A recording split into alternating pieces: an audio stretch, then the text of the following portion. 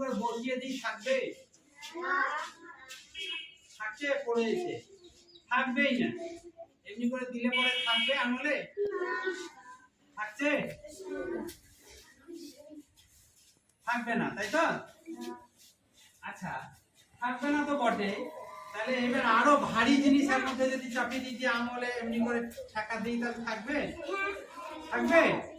ওই কেউ আঙুল এরকম করে দেখি এমনি এটা থাকছে কিনা, আঙুলের উপর এটা দাঁড়ায় কিনা দেখাতে হবে। থাকবে এমনি করে আঙুলের উপর ছেড়ে দিলে থাকবে? আচ্ছা, এবার আমি সৈকত স্যারের এইটা আমি নিলাম, কি এটা? সৈকত স্যারের ব্লেডটা নিলাম, বেলটা নিলাম, তাহলে আরো ভারী হয়ে গেল। হ্যাঁ, হয়ে গেল তো? তাহলে এইবার আঙুলের উপর নিয়ে গেলে পড়ছে না কেন? তখন এমনি পড়ে যাচ্ছিল, কিন্তু এটা পড়ছে? তাহলে আরো ভারী চাপিয়ে দিলাম তো, কিন্তু শুধু কাঠের ওইটা যখন দিলাম তখন পড়ে যাচ্ছিল, কিন্তু এখন পড়ছে না। দেখেছো? পড়ে না। দেখবে কেউ? রিয়া চলে এসো, চলে এসো এখানে। আঙুল আঙুল এরকম করো, হাত তোলো, সবাই দেখতে পাবে। পড়ছে? তাহলে পড়ছে না। কিন্তু আমি যদি এবার কি হবে? থাকবে? থাকছে না। তাহলে এরকম হলো কেন? মজার না? ম্যাজিক না? তাহলে একটা হাততালি দাও। এটা ম্যাজিক নয়, এটা লজিক। লজিক মানে বুদ্ধি, যুক্তি আছে। কি যুক্তি? তো দেখো, আমি যখন এইটা রাখছি, কোনো জিনিস উপরে থাকলে নিচে পড়ে যাবে পৃথিবীর টানে, তাহলে এটাও পড়ে যাচ্ছে। কিন্তু যখন আমি এই বেলটা দিচ্ছি এখানে, তখন এর ভার কোথায় আছে? ভার কেন্দ্রটা কোথায় আছে? এইটা দেখো না, এই যে বেল্টের মধ্যে ভার কেন্দ্র এই দিকে চলে এসেছে, ভেতর দিকে, ভেতর দিকে চলে এসেছে। তাহলে এইখানে আর ভার কেন্দ্র নাই, ভার কেন্দ্রটা চলে এসেছে এই দিকে, তার জন্য পড়ছে না। আমাদের যে ব্রিজ গুলো তৈরি হয়, ব্রিজ এইরকম নিয়ে তৈরি হয়, তার জন্য দুলবে কিন্তু পড়ে যাবে না, কারণ ওর ভার কেন্দ্রটা এমন জায়গায় দেয় যে দুলবে কিন্তু পড়বে না। তাহলে পৃথিবীর টান আছে এইখানে, টানটা এইখানে নাই। এই বেল্টটা দিয়েছি, বেল্ট এদিকে ঘুরে গেছে বলে তখন এটা আর পড়ছে না। বুঝতে পারছো? ভালো লাগলো না? তাহলে একেই বলে বিজ্ঞান। বুঝতে পারছো? আর একখানা হাততালি নিশ্চয়ই দিবে। খুব ভালো, কেটে দিলাম। এই জোড়ও নয়, বিজোড়ও নয়, সরি, এ মৌলিকও নয়, যৌগিকও নয়। এক মৌলিকও নয়, যৌগিকও নয়। এক কিন্তু বিজোড় সংখ্যা, এক চরিত্রে বিজোড়, কারণ এককে সমান দুটো ভাগ করা যায় না, তাই তো? এককে সমান দু ভাগ করা যায়? এক করা যায় না, তাহলে ভেঙে যাবে। ভাঙা জিনিস দেবো না, গোটা গোটা দিতে হবে। তাহলে দুই, এই সংখ্যাটা কিন্তু জোড়, দুটো ভাগ করা যায়, একটা একটা করে দেওয়া যায়। এই দুইটা কিন্তু মৌলিক সংখ্যা, দুই হচ্ছে মৌলিক সংখ্যা। তাহলে দুইটাকে আমরা কি করব? গোল দাগ দিলাম। আমি কি বললাম? দুই মৌলিক সংখ্যা। এবার দুইয়ের ঘরের যে নামতাগুলো পাবো, গুণিতক যেটা পাবো, সেইগুলোকে কিন্তু সব কেটে দিতে হবে, সেগুলো আর মৌলিক হবে না, কারণ তার মধ্যে দুই আছে। আমি মৌলিক মানে কি বলেছিলাম? একবারই পাওয়া যাবে, তাকে আর দুসরাবার কোথাও পাওয়া যাবে না, মৌলিক, তাই না? মৌলিক মানে যাকে আমি একবারই পাবো। তাহলে দুইয়ের নামটা করলে 4, 2 দুগুণে 4, তাহলে এর মধ্যে দুই আছে, তাহলে এটা কিন্তু মৌলিক হবে না, কেটে দিলাম। মৌলিক হবে না, কারণ এর মধ্যে দুই আছে, তাই না? 2 দুগুণে 4, 3 দুগুণে 6, তাহলে এটাও মৌলিক হবে না, কেটে দিলাম। 4 দুগুণে 8, তাহলে 8 এর মধ্যে 2 পাওয়া যাবে, তাহলে এই 8টা মৌলিক হবে না, একেও কেটে দিলাম। 5 দুগুণে 10, তাহলে 10 এর মধ্যেও 2 কে পাওয়া যাবে, তাহলে এটা মৌলিক হবে না, কেটে দিলাম। কি বোঝা যাচ্ছে তো? এবার হচ্ছে 2 এর আরো নামটা বলছি, 6 দুগুণে, তাহলে দেখো এর মধ্যেও 2 পাওয়া যাবে, কেটে দিলাম। 7 দুগুণে, দেখো এর মধ্যেও 2 পাওয়া যাবে, এটাও তাহলে মৌলিক নয়, কেটে দিলাম। 8 দুগুণে, দেখো এটাকেও কেটে দিলাম, এটাও মৌলিক নয়, তাহলে এর মধ্যে 2 পাওয়া যায়, তাই না? 2 এর গুণিতক আছে, 2 এর গুণিতক করেই 16 কে পাওয়া যায়, তাহলে 16 কখনোই মৌলিক হতে পারে না। আবার 9 দুগুণে 18, তাহলে 18 2 এর গুণিতকে পাওয়া যায়, মানে 18 কে যদি আমি ভাঙি তাহলে 2 পাওয়া যাবে, তাহলে 18 মৌলিক হবে না। সেরকম 20, 10 দুগুণে 20, এটাতেও পাওয়া যাবে না। তারপরে 22, 11 দুগুণে 22, 12 দুগুণে 24, 13 দুগুণে 26, তাহলে 26 এর মধ্যেও 2 পাওয়া যাবে, তাহলে 26 মৌলিক হবে না, 26 যৌগিক হবে। বুঝা গেল? 26 যৌগিক সংখ্যা হবে, তার মধ্যে 2 আছে, আরো অন্য কিছু আছে। আবার 28 হবে না। তারপরে 15 দুগুণে 30 হবে না, তাহলে এই 30টাও মৌলিক সংখ্যা হবে না। দেখো 32, 16 দুগুণে 32, তাহলে এটাও মৌলিক সংখ্যা হবে না, কেটে দিলাম। 17 দুগুণে কত হয়? এটাও তাহলে কেটে দিলাম, এটাও মৌলিক হবে না। 18 দুগুণে কত হয়? 36, তাহলে 36টাও মৌলিক হবে না, কারণ এর মধ্যেও তুমি 2 পেয়ে যাবে। ঠিক তো? বুঝতে পারছো?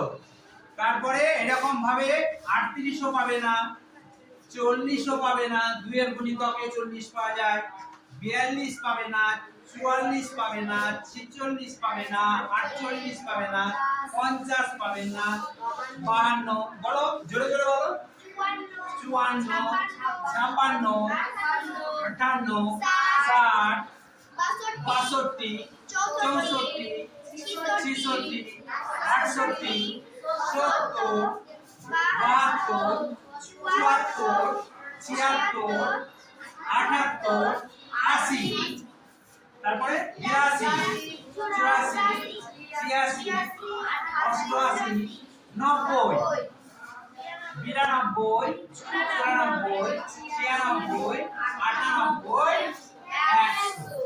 এইগুলো তো কোনো মতেই মৌলিক হচ্ছে না। এবার 2 এর পরে কি আছে? 3, 3টা মৌলিক সংখ্যা, তাহলে 3টাকে উপর করে দিলাম। 3 এর মধ্যে আর কারোকে পাওয়া যাবে না, 3 মানে বিশ্বে একটাই 3, তাই না? তাহলে এটা মৌলিক। এবার 3 এর ঘরে যদি আমি নামটা করি, কাকে কাকে পাবো?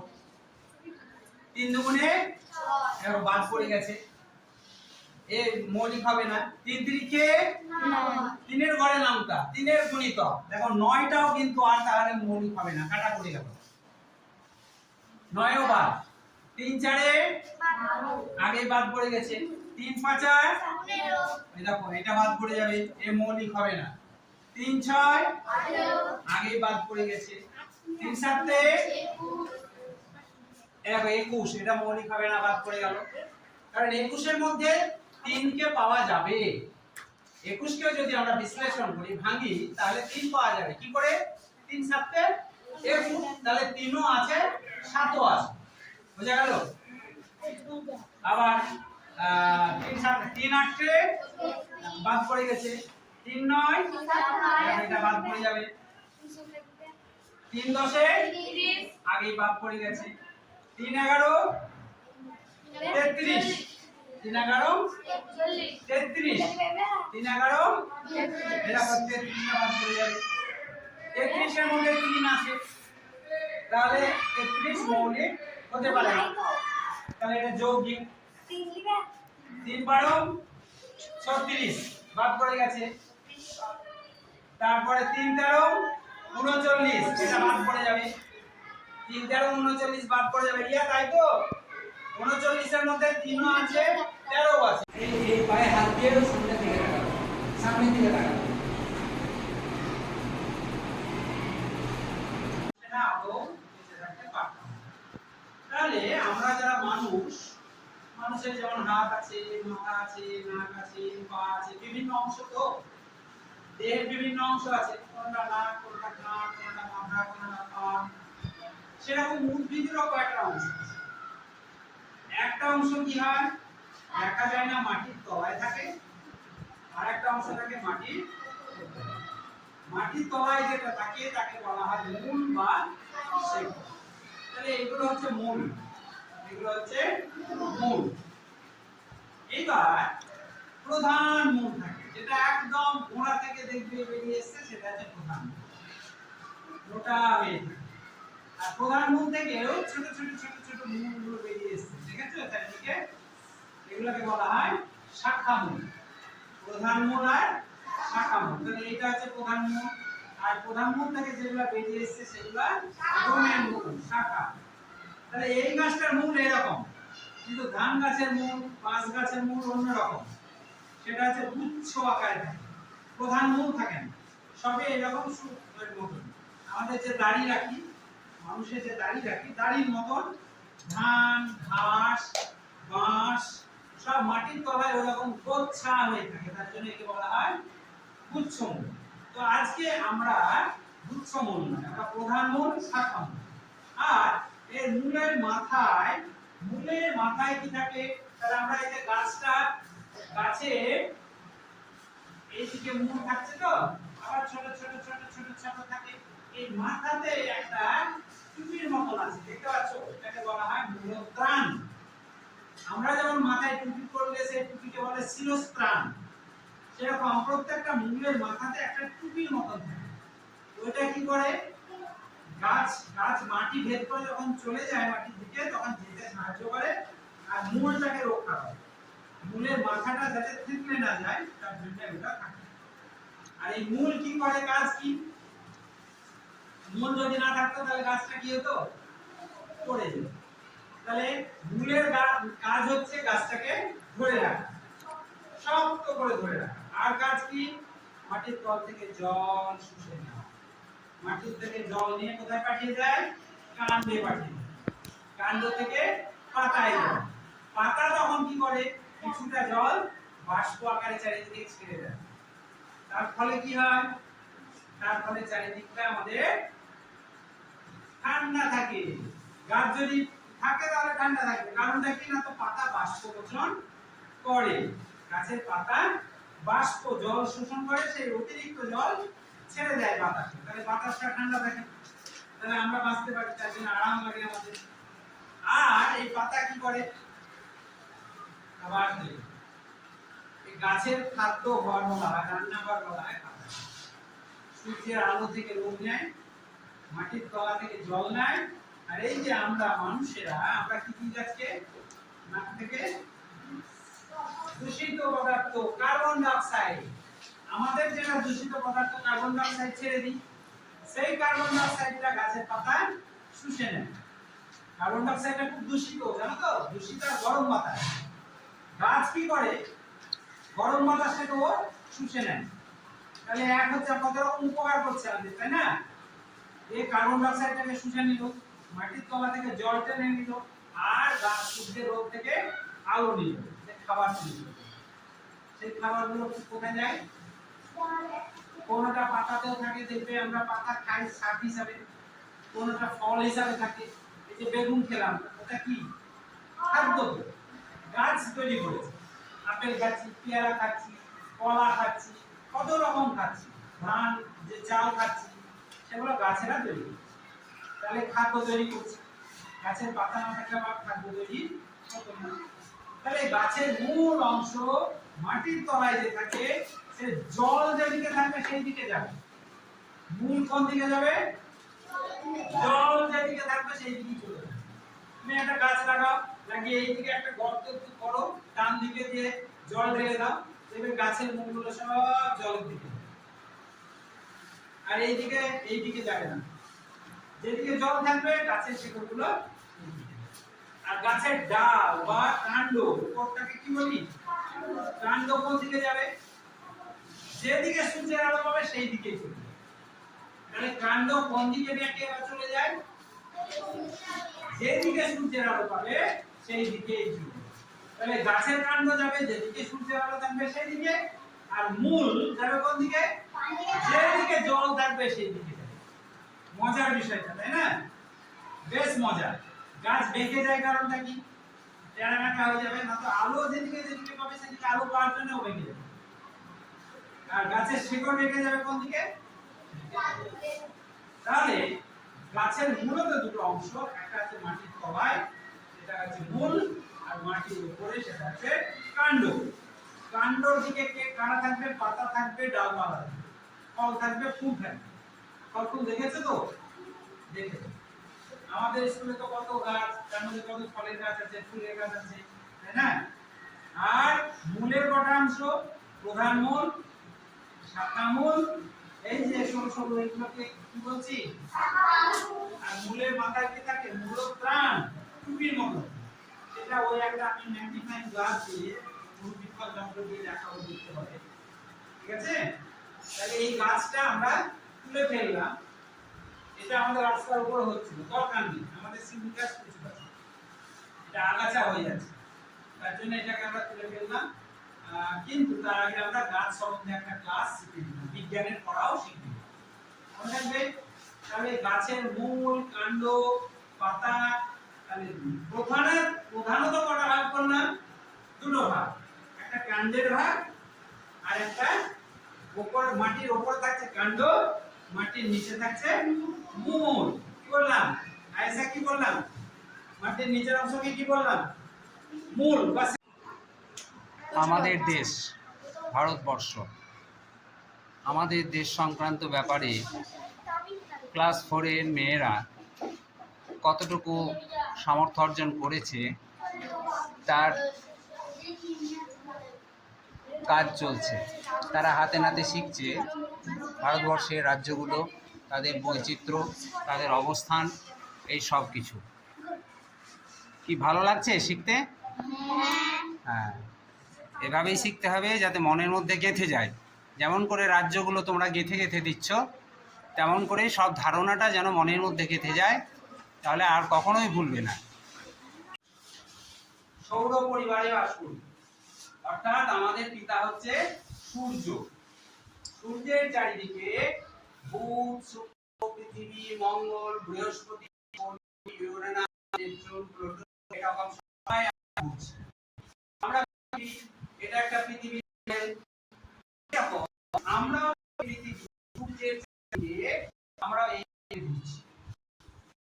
এইভাবে 365 দিন আমরা আসছি, ঘুরে ঘুরে ঘুরে ঘুরে ঘুরে যখন 65 দিন, তখন এক বছর। পৃথিবী কিন্তু সূর্যের চারিদিকে ঘোরার সঙ্গে সঙ্গে সূর্যের চারিদিকে একটা অক্ষ দেখবে, পৃথিবী এরকম, এই যে এরকম আছে না, এই অক্ষের চারিদিকে পৃথিবী এরকম করে ঘোরে। আর এই ঘোরে বলে দিন রাত্রি হয়। যেদিকে পৃথিবী সেই দিন, আর যেটা সূর্যের দিকে থাকবে এটা হবে রাত্রি। দিন রাত্রি দিন রাত্রি, এটা কি সব সময় একদিক দিন, অর্ধেক রাত্রি হয় না? কারণটা কি? না তো, সূর্যের আলো সব সময় নিরক্ষরেখার উপরে, এই যে নিরক্ষরেখার উপরে লম্বভাবে কিরণ দেয় না। এক নম্বর হচ্ছে যে এই পৃথিবীটা হেলে আছে, 23.5 ডিগ্রি কোণে হেলে আছে। তারপরে হচ্ছে সূর্যের চারিদিকে যে রাস্তা দিয়ে যাচ্ছে সেই রাস্তা সূর্য থেকে সব সময় দূরত্ব একই নয়, তাই না? বুঝতে পারছো? আমরা যখন 23 সেপ্টেম্বর এই সময় আসছি, তখন পৃথিবীর যে অবস্থা তখন এইভাবে থাকে, তখন এই নিরক্ষরেখার উপরে সূর্যের আলো একদম খাড়াখাড়ি দুপুর বেলায় মধ্যাহ্নে মানে এই সময় 90 ডিগ্রি কোণে পড়ে। আর এই কারণে এখন উত্তর গোলার্ধ, এই যে দিকটা উত্তর গোলার্ধ আর এটা দক্ষিণ গোলার্ধ, নিরক্ষরেখার উপরটা উত্তর গোলার্ধ আর নিচটা দক্ষিণ গোলার্ধ। আজকের দিনে 23 সেপ্টেম্বর উত্তর গোলার্ধ এবং দক্ষিণ গোলার্ধের দিন রাত্রি সমান। তার জন্য আজকের দিন 23 সেপ্টেম্বরকে আমরা বলা হয় জল বিষুব দিবস।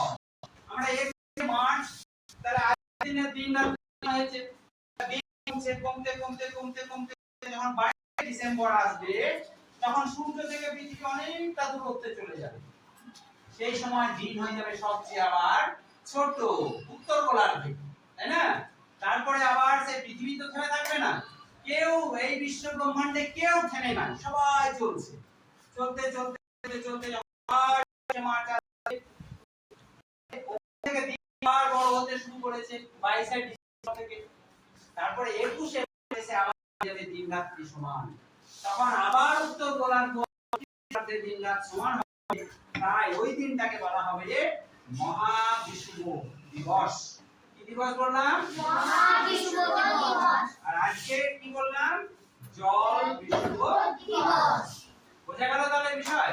তাহলে সারা বছরে দুবার পৃথিবীর উত্তর গোলার্ধ আর দক্ষিণ গোলার্ধের দিন রাত্রি সমান হয়। আর দিন সবচেয়ে ছোট হয় 22 ডিসেম্বর, আর সবচেয়ে বড় হয় 21 জুন, বা একদিন আগে পিছিয়ে এদিক ওদিক হতে পারে। তাহলে এই হচ্ছে আজকের দিনের বৈশিষ্ট্য। সবাই বুঝেছো? তাহলে আমরা এটা এই পড়াটা এখানেই শেষ করছি। এরা উড়ে উড়ে কি করছে? ফুলে ফুলে মধু খেয়ে বেড়াচ্ছে, রেণু পরাগ মিলন ঘটাচ্ছে। এই যে পরাগ মিলন ঘটাচ্ছে, ফুলে ফুলে ঘুরে ঘুরে বেড়াচ্ছে। তাহলে পরাগ মিলন হলে পরেই ফসল হবে, ফল ধরবে, তাই না? আবার দেখবে কত রকমের পাখি আছে, এরা কি করে? উপকার করে, গাছের বীজ খায়, বীজ খেয়ে কি করে? অন্য জায়গায় গিয়ে পায়খানা করে, কারণ সেখানে গিয়ে পায়খানার সঙ্গে বীজটা বেরিয়ে যায়, দিয়ে তখন কি হয়? সেখানে আবার গাছ হয়ে যাবে। তাহলে গাছ চারিদিকে গাছ ছড়িয়ে দিতে কি করে? পাখিরা সাহায্য করে। চলে এসো দেখি, এখানে সব জেলাগুলো দেওয়া আছে আমাদের এইখানে। তুমি এই জেলাগুলো এখানে এ করে দাও, কোন জেলাটা কোন জায়গায় বসবে একে একে একে একে বসো। দার্জিলিং, হ্যাঁ দার্জিলিং বসছে, ভেরি গুড। দার্জিলিং বসেছে, একটা হাততালি দাও, ঠিক বসিয়েছে। তুমি প্রয়োজনে আমাদের ওখানে ম্যাপ আছে পিছন দেওয়ালে, দেখে নিতে পারো। এটা কি? Murshidabad, very good. মুর্শিদাবাদ বসে গেছে, মুর্শিদাবাদ বসে গেছে, ভালো। মুর্শিদাবাদও ঠিকঠাক হয়েছে। তারপরে এবার বীরভূম, বীরভূম খুঁজছো? মুর্শিদাবাদের পাশেই বীরভূম থাকে, তাই না? হ্যাঁ, ভেরি গুড, খুব ভালো হয়েছে, ভেরি গুড। একটা হাততালি যে তাহলে ও 3টে জেলা বসিয়েছে, ঠিক আছে? আবার দেখি কতগুলো জেলা পাচ্ছো। পিছনে দেওয়ালে তুমি একবার দেখেও নিতে পারো কোনটা কোন জেলা হবে। বসছে বসছে, ঠিক আছে। দেখছে বর্ধমান আছে, তুমি জেলাগুলো দেখে নাও। জলপাইগুড়ি, জলপাইগুড়ি উত্তরের জেলা। দার্জিলিং, জলপাইগুড়ি, কোচবিহার সব এই জায়গাটায় আছে। দার্জিলিং বা জলপাইগুড়ি, দার্জিলিং এর পরে গেছে জলপাইগুড়ি, তারপরে কোচবিহার থাকবে, কোচবিহার, এখানে কোচবিহার থাকবে। এটা দিনাজপুর আছে, এটা উত্তর দিনাজপুর, দক্ষিণ দিনাজপুর। এই দেখো দিনাজপুর,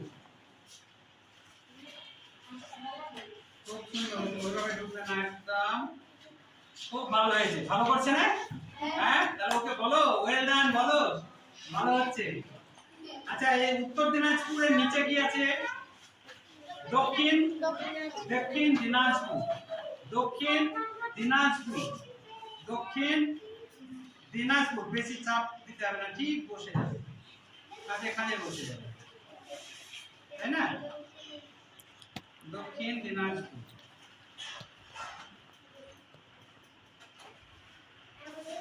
তুমি দেখো আমার এই দিক থেকে তো উল্টো হচ্ছে, কোন জায়গাটায় হবে? ঠিক এতে বসে যাবে, দেখে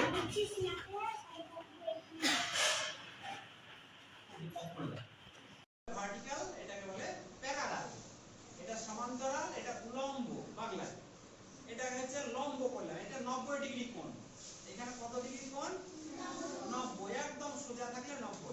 আর এখান থেকে এটা 90, 90 90 মিলে হয় 180।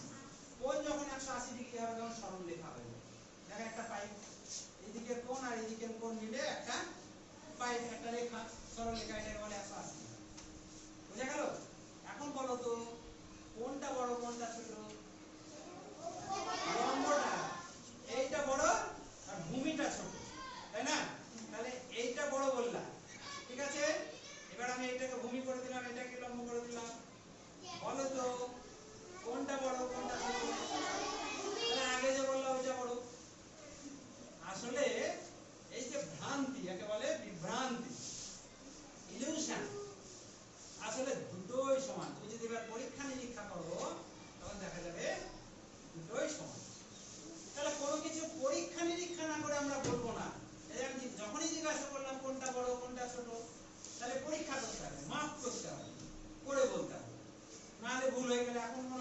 ছোট এটা বড়, আবার এইটাকে যখন এখানে দিলাম তখন মনে হচ্ছে এইটা বড় এইটা, কিন্তু আসলে দেখা যাচ্ছে কেউ বড় কেউ ছোট নয়, দুটোই সমান, ইকুয়াল। একে বলে ইকুয়াল, সমান, ছোট নয় বড়ও নয়। তাহলে কি কি শিখলাম? লম্ব ব্রাশ এমনি একটু নড়ালে কি হচ্ছে, পড়ে যাচ্ছে, তাই না? এমনি করে লাগিয়ে রেখেছি, একটু নড়ালে পড়ে যাচ্ছে, যাচ্ছে তো? আচ্ছা এবার যদি বলি ঠিক আছে পাইপটাকে তাহলে এখানে মেরে, এটাকে মেরে মেরে ব্রাশটাকে ফেলে দাও, আমি এই ব্রাশটাকে বললাম মেরে মেরে নিচে ফেলে দিতে, করলো না, তাহলে ব্রাশটা করলো না কিন্তু উপরের দিকে চলে এলো, তাহলে এটা একটা পরীক্ষা, ম্যাজিক, ম্যাজিক না? ভালো লাগলো? তাহলে তো হাতটা দিতে হবে। এমনি করে একটু নাড়ালেই নিচে পড়ে যায়, সবকিছু তো উপর থেকে নিচে পড়ে, তাল পড়ে, আপেল পড়ে, বেল পড়ে, কারণ পৃথিবীর টান আছে, পৃথিবীর টানের জন্যই নিচে পড়ে, তাই না? কিন্তু এটাকে যখন আমি এমনি করে মারছি, ঠোকা দিচ্ছি, বল প্রয়োগ করছি, তখন দেখা যাচ্ছে সে পড়ছে না, উপর দিয়ে চলে যাচ্ছে। তাহলে কেন এটা হলো? এই যে প্রশ্ন কেন হলো, এটা একটা বিজ্ঞানের পরীক্ষা পড়া, কেন হলো এই প্রশ্নটা কোথায়? কোনো মন্ত্র আছে না, কোনো কারণ আছে, কারণটাই খুঁজে পেতে হবে। কি কারণ? দেখো আমি কাকে বল প্রয়োগ করলাম? ব্রাশকে না পাইপকে? পাইপকে করেছি, ব্রাশ কিন্তু নিজের জায়গাতেই চুপচাপ আছে, এই বল প্রয়োগ করছি, কিন্তু এটা আমার হাতে ধরা আছে বলে চলে যায়নি, কিন্তু ব্রাশকে আমি মেরেছি, এই পাইপকেই মেরেছি, ব্রাশটা নিজের জায়গায় আছে। আসলে মনে হচ্ছে ব্রাশটা বেরিয়ে এলো, কিন্তু আসলে ব্রাশটা বেরিয়ে আসেনি, ব্রাশটা নিজের জায়গাতেই আছে, পাইপটাই সরে সরে গেছে, তাই মনে হচ্ছে যে ব্রাশটা বেরিয়ে এলো। তাহলে যাকে বল প্রয়োগ করব সেই কেবল ছুটবে, বা যে ছুটছে, যে ঘুরছে, যে ফ্যান ঘুরছে, একে যদি বল প্রয়োগ করে থেমে যাবে, কিন্তু যে ঘুরছে না, যাকে বল প্রয়োগ করব না, সে থামবে না। ধরো বাসে আমি চেপে আছি, ড্রাইভার বাস চালিয়ে দিল, তখন কি হবে? ড্রাইভার বাসটাকে বল প্রয়োগ করেছে, ক্ষমতা দিয়েছে, তাই না? স্টার্ট দিয়েছে, আমাকে তো দেয়নি, তাহলে আমি নিজেই দাঁড়িয়ে আছি, বাসটাকে যেহেতু শক্তি দিয়ে দিয়েছে, বাসটা চলতে লেগেছে, কিন্তু আমি তো দাঁড়িয়ে আছি, তার জন্য কি হয়? বাস চলতে লাগলে আমি পিছন দিকে পড়ে যাই। আবার যখন বাস চলছে, আমিও চলছি, হঠাৎ ড্রাইভার যখন ব্রেক করে, ব্রেক তো ড্রাইভার আমাকে করেনি, কাকে করেছে? বাসকে করেছে, বাসটা থেমে যায়, তখন আমি কি করি? হুড়মুড়িয়ে সামনে গিয়ে পড়ে যায়, ধাক্কা খায়, একে বলে জাড্য। মানে যারা চলছে তারা চলতেই চেষ্টা করে, থামবে না, আর যারা গাছের পাতা কি করে? জল ছেড়ে দেয়, মাটি থেকে জল শোষণ করে, করে নিয়ে বাতাসে ছেড়ে দেয় বাষ্প আকারে, আমরা দেখতে পাই না, বাষ্প আকারে জল বাইরে ছেড়ে দেয়। তো কি করে জানবো যে গাছের পাতা মাটি থেকে জল নিয়ে চারিদিকে ছড়িয়ে দিচ্ছে? তো আমরা আমাদের কাঁঠাল গাছে, তারপরে একটা কাঠি আমরা সেই বাটির মধ্যে রেখে দিয়েছি। এখন কি দেখতে পাচ্ছি? জলটা কমছে, পড়ে যাচ্ছে, আর কাঠিটা ঘুরছে, ঘুরতে ঘুরতে ঘুরতে ঘুরতে কাঠিটা শেষ পর্যন্ত কিভাবে দাঁড়াবে? কেন ঘুরছে কাঠিটা? কাঠিটা প্রশ্ন হচ্ছে যে কাঠিটা কেন ঘুরছে, এইভাবে চারিদিকে ঘুরছে? এই কাঠিটা আমরা যদি সত্যি সত্যি আছে, আচ্ছা আমাদের আঁকাও ছিল একটা মৌমাছি, ঠিক আছে। এবার গ্রুপ